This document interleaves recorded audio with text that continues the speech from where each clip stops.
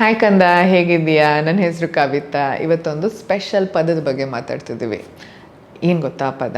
ಸಾರಿ. ಕ್ಷಮೆ.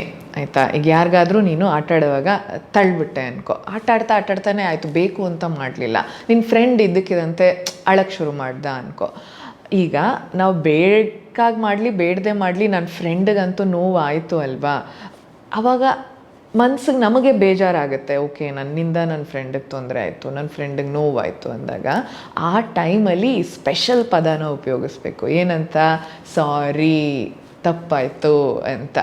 ಸಾರಿ ಹೇಳಿದ ತಕ್ಷಣ ನೀನು ಕೆಟ್ಟವನು ಅಥವಾ ಕೆಟ್ಟವಳು ಆಗಲಿಲ್ಲ. ಓಕೆ, ಏನಂದರೆ ನೀವು ಅವ್ರ ಫೀಲಿಂಗ್ಸ್, ಅವ್ರ ಎಮೋಷನ್ಸ್ಗೆ ಬೆಲೆ ಕೊಡ್ತೀರಾ, ಅವರಿಗೆ ನೋವಾಗಿದೆ, ಅದನ್ನು ಈಗ ಸರಿ ಮಾಡೋದಕ್ಕೆ ಹೊರಟಿದ್ದೀರಾ ಅಂತ ಯು ಆರ್ ಕನ್ಸಿಡರ್ಡ್ ದ್ಯಾಟ್. ಆಯಿತಾ? ಈಗ ಒಬ್ಬೊಬ್ಬರು ಮಕ್ಕಳು ಇರಬಹುದು ಈ ಥರನೂ, ನಾನು ಯಾಕೆ ಸಾರಿ ಹೇಳಬೇಕು ಅಂತ. ಬಟ್ ಯೋಚನೆ ಮಾಡು, ನೀನು ಒಂದು ಪದದಿಂದ ಅವ್ರಿಗೆ ಖುಷಿ ತಂತು, ಸಮಾಧಾನ ಆಯಿತು, ಆ ನೋವಲ್ಲಿ ಅಂತ ಹೇಳೋವಾಗ ಸಾರಿ ಮಗ, ಸಾರಿ ಪುಟ್ಟ, ಸಾರಿ ಕಣೋ, ಸಾರಿ ಕಣೆ ಅಂತ ಹೇಳಿದಾಗ ಸಮಾಧಾನ ಆಗುತ್ತೆ. ಅದು ತಾನೇ ಬೇಕು ನಿಮಗೆ ಈ ಫ್ರೆಂಡ್ಶಿಪ್ಪಲ್ಲಿ. ಅವ್ರ ಫೀಲಿಂಗ್ಸ್ನ ನೀವು ರೆಸ್ಪೆಕ್ಟ್ ಮಾಡಿದ್ರಿ ಅಂತ ಅವ್ರು ನಿಮ್ಮನ್ನ ಎಷ್ಟು ಚೆನ್ನಾಗಿ ಭಾವಿಸ್ತಾರೆ ಗೊತ್ತಾ? ನೀವು ಸಾರಿ ಹೇಳಿದಾಗ ಬ್ರೇವ್, ಕೈಂಡ್ ಎರಡೂ ಆದರೆ ನೀವೀಗ ನಿಮ್ಮ ತಪ್ಪಿರಲಿ, ಪೂರ್ತಿ ಒಂದೊಂದ್ಸರಿ ನಿಮ್ಮ ತಪ್ಪಿರಲ್ಲ, ನಾನು ಹಿಂಗೆ ಆಟ ಆಡ್ತಿದ್ದೆ ಹಂಗೆ ಬಿದ್ದೋದ ಅಂತ ಅನ್ಬೋದು, ಹಠ ಮಾಡ್ಬೋದು, ನಾನು ಯಾಕೆ ಸಾರಿ ಹೇಳಿ.